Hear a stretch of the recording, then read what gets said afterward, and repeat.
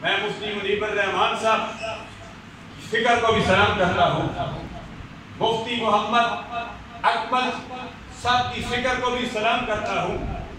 ہر کی اپنی اپنی سوچ ہے، اپنی اپنی ریسرچ ہے، اپنی اپنی پہنچ ہے۔ ہمارے جمعیت علماء پاکستان صوبہ پنجاب کے صدر مفتی نور احمد سیال صاحب نے خوبصورت اس پر تبصرہ کیا۔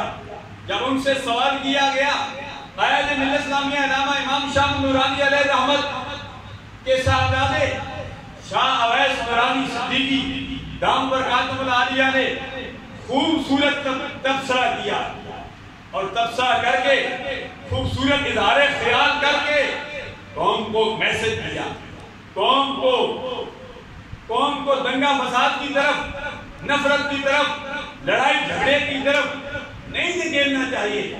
حالات